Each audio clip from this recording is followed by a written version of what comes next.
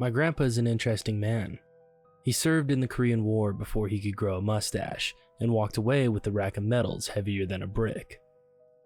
Since then, he's had a series of careers, including a used cars salesman, librarian, and most famously, archaeologist. I use the term famously a bit loosely, I'll admit.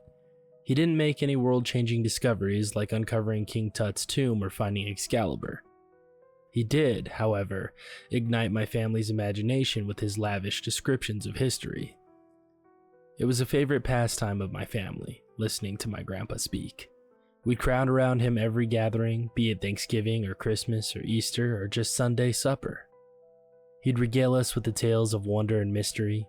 He spoke of the Ark of the Covenant, Blackbeard's lost treasure, and the Amber Tomb. He also spoke of an old mask, one crafted 1,000 years ago by a man possessed by the devil. It was called the Mask of Ashes, and if you put it on, you'd be given a vision of the future. The only time he had mentioned the mask, though, was after a night of heavy drinking on Christmas Eve, 1987. When I asked about it the next evening at supper, he dismissed it. "I had a lot to drink last night," he said. "I probably got on a roll and started embellishing a little bit. You'll have to forgive me, Andrew."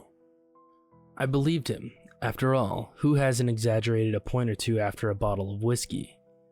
"No worries, Grandpa," I remember saying to him. "You just spoke about it in such detail I thought it must be real." My grandpa's health began deteriorating not long after that. His memory began to fade, names escaped him. Then, it was his balance. Walking became a challenge. Soon, he was confined to a wheelchair and only being able to do the most basic of activities with his hands. And the bright blue of his eyes faded to a shade above gray. Once an avid gardener, his flowers withered and died without his attention. Soon too did his lawn, and it wasn't long until his lovely red house looked more like a condemned property, covered in dirt and worn from the weather and years. As a family, we tried to keep up with the maintenance as best as we could, but still, the floorboards would rot and the wallpaper would peel. It got to the point where even being in the house felt draining. To ensure Grandpa got the best care he needed, we hired a live-in nurse to look after him. Unfortunately, the nurse passed away shortly after that from a heart attack. We hired another. She quit, citing respiratory issues. Then we tried once more, this time ensuring we hired a young man with no prior health concerns. He wasn't even 30 years old yet. Not long after that, though, he quit too, complaining about a deep pain in his legs. It became clear that without the upkeep the house needed, something toxic had taken root. After consulting an inspector who couldn't locate the source of the toxicity, we decided to have Grandpa moved into a nursing home and have the house torn down. We agreed to pack Grandpa's belongings as a family. After all, it seemed risky hiring a moving firm when there were so many valuable things laying around from his archaeology digs. We picked a date and showed up armed with respirator masks, rubber gloves, and more cardboard boxes than an Amazon warehouse. We decided the easiest way to get everything packed was to split the house into rooms and have a different person pack each one. After a brief discussion and some heated coin flips and games of rock, paper, scissors, I drew the short straw and was left with the toughest room of them all, the attic. Truthfully, I didn't mind it so much. Like I said, my grandpa was an interesting man, and I was certain he'd have some curious knickknacks squirreled away up there. So I headed upstairs and pulled down the dangling ceiling cord. The attic's wooden steps drifted down with a haunting groan, and moments later the smell of old books, parchment, and wrap droppings greeted me. Given my grandpa's condition, I couldn't ascertain the last time anybody besides the inspector had been up there. If I had to take a guess though, I'd say it's been well over a decade. I ascended the steps into the attic and squinted as my eyes adjusted to the dim light. It wasn't anything special, very typical as far as attics went, complete with a low slope ceiling and plain wooden floors. Boxes had been piled anywhere they could fit, with a tight path winding between them that led to the far side of the room, where a dusty desk sat in the faint sunbeam of a dirty cobwebbed window.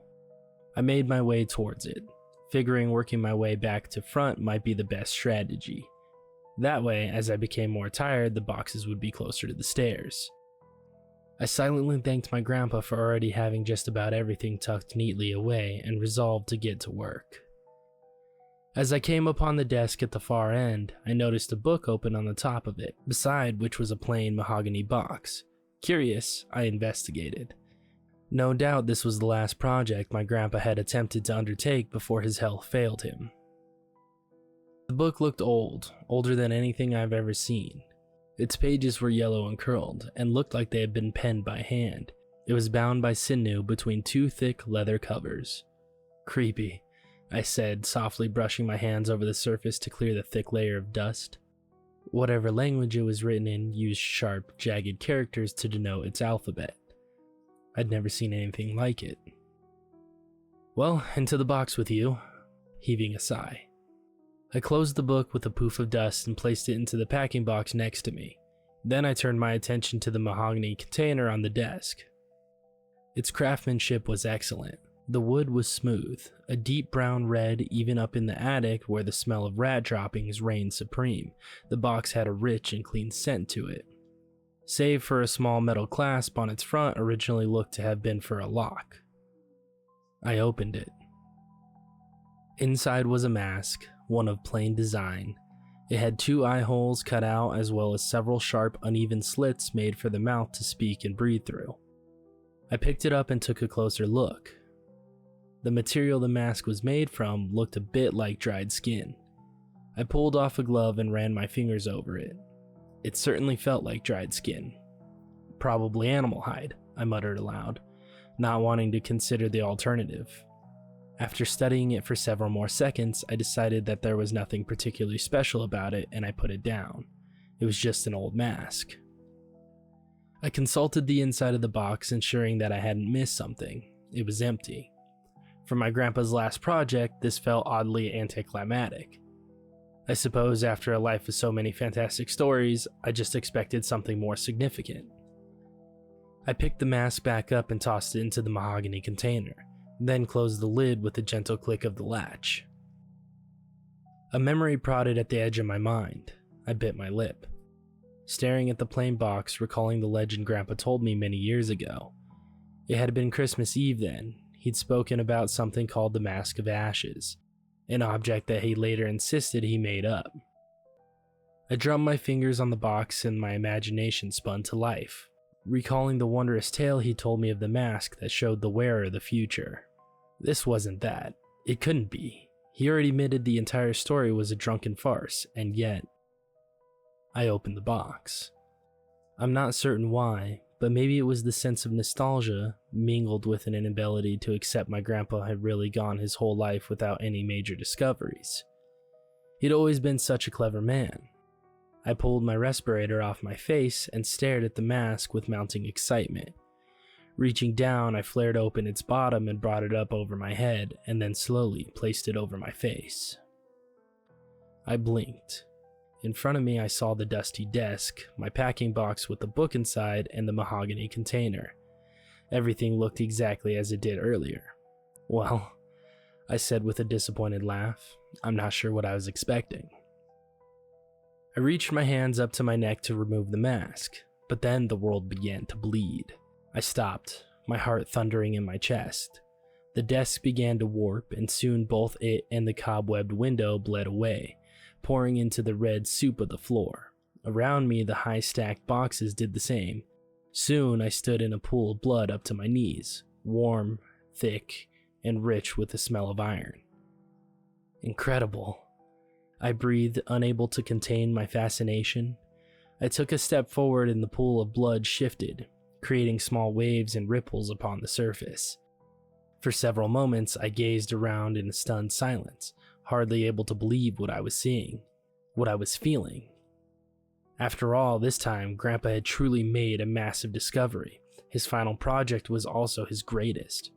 I had to tell my family. I had to tell the world. This was more than discovering some rusty sword or old treasure. This was something that would change the way that we understood the world, history, and religion entirely. This was something unlike anybody had ever seen. I pulled the mask off my face and, beaming, turned to leave the attic. The blood shifted. It sent a wave cascading forward, and I realized the attic was gone entirely.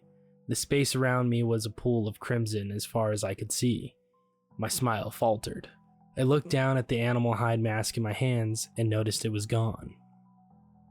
I thrashed forward through the blood, moving toward where I knew the attic door ought to be. I held my breath and dived down, running my hands over the ground trying to find the latch that would release the stairs and free me from this nightmare. The ground was entirely smooth. No latch, no stairs. I emerged from the pool with a gasp of air, then shouted and screamed. I called for my father, my sister, my aunt. I called for anybody at all. "Do you mind?" A voice croaked. I wheeled around in a splash of blood. A great creature 12 foot tall loomed before me. Its legs were curved with thick hair in the fashion of a goat, and its 4 eyes were made of fire. "You're making a bit of a scene," it said. "We can hear you 2 circles down." I swallowed, my panic both mounting at the sight of this monstrosity and waning at the indifferent casualness of its voice. Who are you?" It rose 4 eyebrows and reached out, clasping me on the shoulder with long-fingered hand. It pulled me into a tight squeeze at its side. "That's more like it. Name's Lucifer, but you can call me Lou. You're a little late, but we should be able to fit you in." He snapped his fingers and a piece of floating parchment appeared before him. He swiped at it with a finger and I noticed that my name was crossed off in a rather dramatic line of fire. "That's all 4. We're ready to go," he said. Ready to go? This was turning into full-blown acid trip territory. Nothing made sense. The attic, I decided, must have been the source of the house's toxicity problems, and now I was having some kind of hallucination from direct exposure. "Sorry, all 4 of what?" I asked. "Horsemen," Lucifer said with a serrated smile. "We're already running behind though, so if it's alright with you, I'd like to skip the orientation and get this apocalypse started."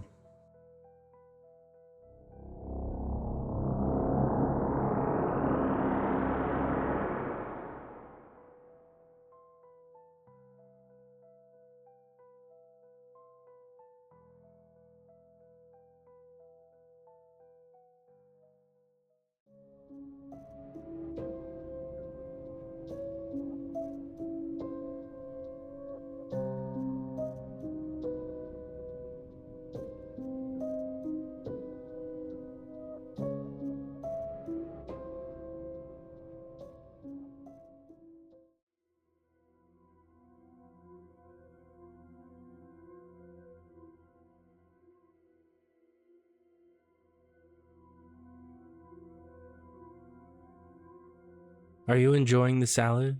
my date asks. "Yes, it's pretty good," I reply, lying. I hate salads, but I have to keep an empty stomach. Tinder dates, or dates in general, aren't easy for a 40-something woman. You wouldn't believe the kind of men who show up. This one seems okay. I ask about his job. "I'm a software engineer," he responds. "Cool. I know nothing about that." He asks me where I live, and soon the conversation leads to weather, inflation, the Smiths, and even a bit of politics. That's too risky of a topic on the first date, but I feel like we do share a lot in common. "So, you're widowed, right?" he cautiously brings up, referencing my profile description. "Yes, it's been 2 years," I share. "Trying to get out more, maybe move on." "I understand," he confides. "I'm a widower as well. My wife had pancreatic cancer in 18. His face darkens. I see his expression sadden as if difficult memories resurface. I touch his hand. "My husband died in a hit and run," I explain. "The driver was drunk, coming back from a party or something." He asks if the driver was caught. I nod. "He only got a fine." "That's absurd," he remarks, and I agree. We order the creme brulee, my favorite dessert, and he drives me home. "I enjoyed tonight," he tells me while parked outside my house. "Me too," I admit. "It's my first good date since everything." He leans over for a kiss. I hesitate and pull my face back. "Sorry, I whisper, tears forming. I'm not sure I'm ready just yet. That's okay, he replies, but I hope you can give me a second date. Yes, that's for sure, I say, smiling at him as I leave the car. At home, I shower and change into something comfy and head to the basement. As I descend the stairs, the clinking of iron chains and muffled screams grow louder. A naked man is chained to the wall. Limb by limb, his body, nearly stripped of skin, reveals a deep red of blood and exposed flesh. His face stiffens in terror as he sees me approach. It's been a long time since I've had him down here.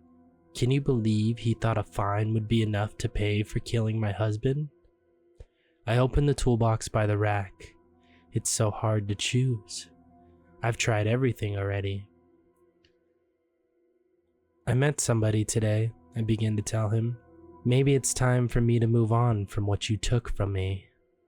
I picked the big pliers. That'll do. But let's make our last night count, I added with a grin. Thank God I didn't eat much earlier.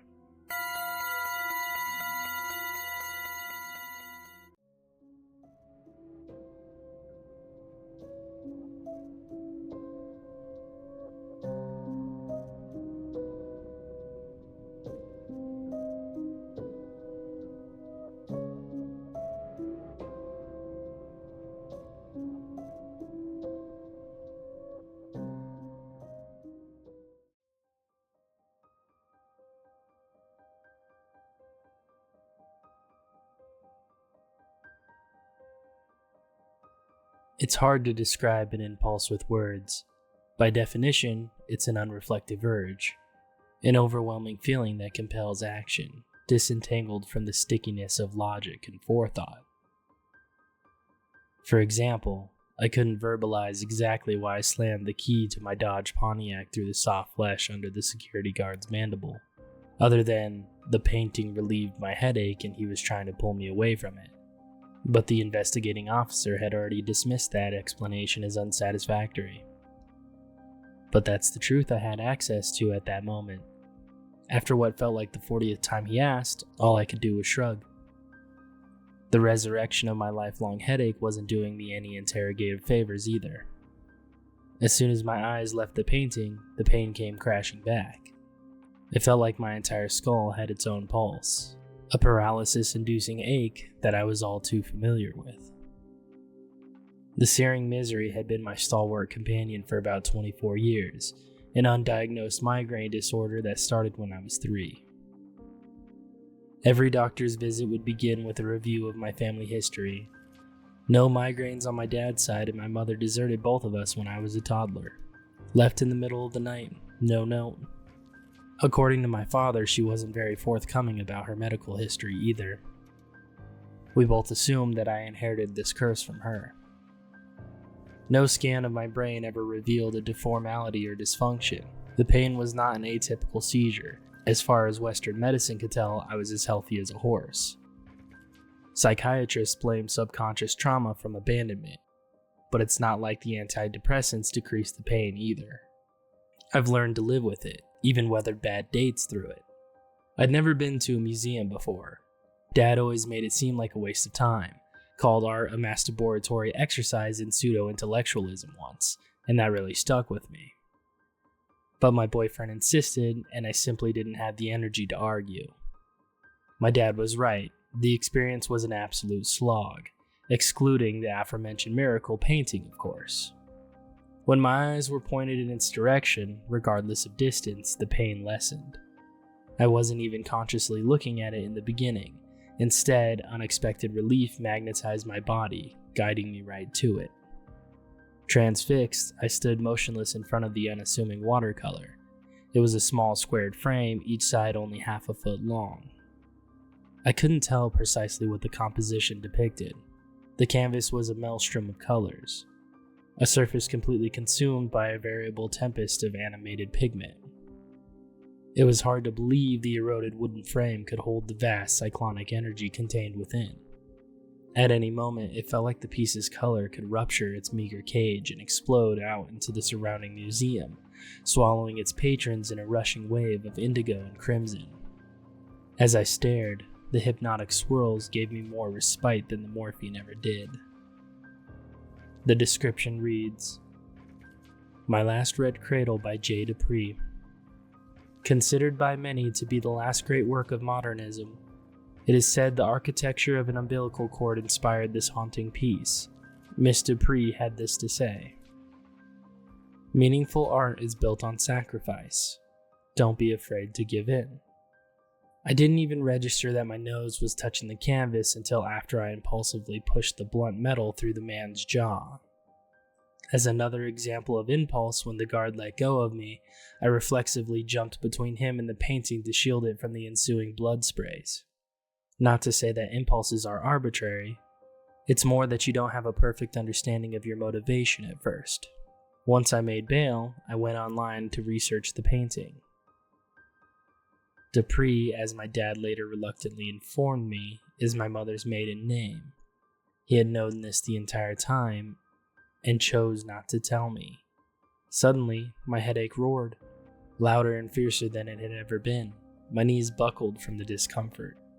As he bent me over, I felt my teeth reach for his neck, guided by the same relieving magnetism I experienced in the museum. As I signed my reimagining of the red cradle with my car key, I was almost headache-free for the first time in 24 years. My dad had graciously supplied the paint, as well as the canvas actually, my childhood home, the floors, the walls, and the ceilings. A tidal wave of primal crimson and indigo, sparing nothing as it flooded the halls. Slowly, I submerged myself in the thick color as well, swimming through the floor to some place in between. Every inch that I sunk in was another step closer to being without pain. In the distance, I could see my mother's crimson smile. Freed of control, I followed Impulse's siren song, pulled by something beyond myself, a soft tugging in my abdomen. When I looked down, I saw the reemergence of my umbilical cord, a vascular tether that was being used to drag me deeper. My pain was almost gone.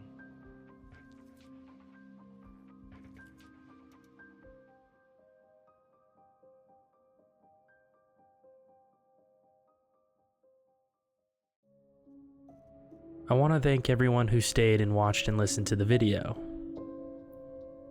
A special thank you goes out to the authors, because without them, I would have no stories to tell. The first story, titled I Found a Mask Made of Flesh in My Grandpa's Attic, was written by author J.G. Martin. Our second story, titled I Just Had My First Good Tinder Date Since My Husband Passed, was written by author Accomplished Low. Our third and final story, titled My Last Red Cradle, was written by Unalloyed Saint Trina. Links to their Reddit and original stories will be left in the description. Thank you everyone for listening.